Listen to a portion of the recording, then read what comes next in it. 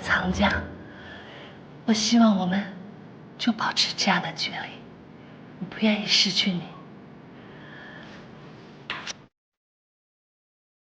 拜拜。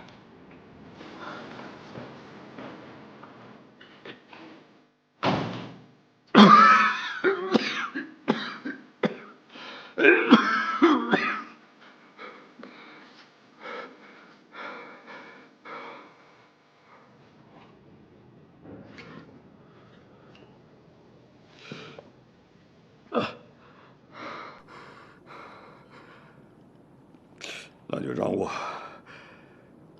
继续收藏你的心。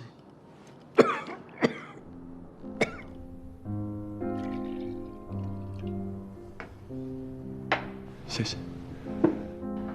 看来你真是变了挺多啊。是吗？人都会变的嘛，主要看是为了谁。啊，今天我找你来，主要是想告诉你，我挺感谢你这段时间以来为我做的这一切。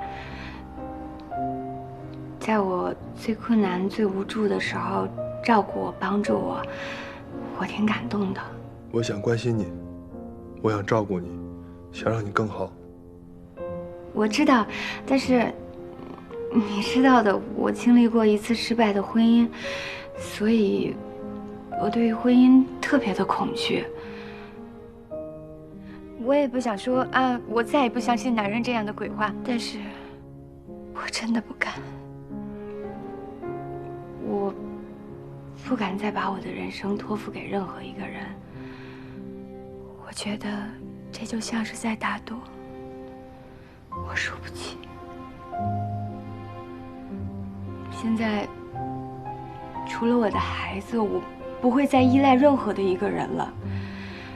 我只想要安安静静的把我的孩子生下来，教育他，照顾他，一直看着他长大。所以，我不想要再浪费你的时间了，对不起啊。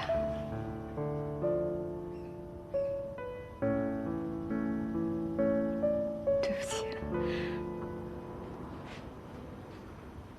突然一天没有你的身影，天空片片还下雨。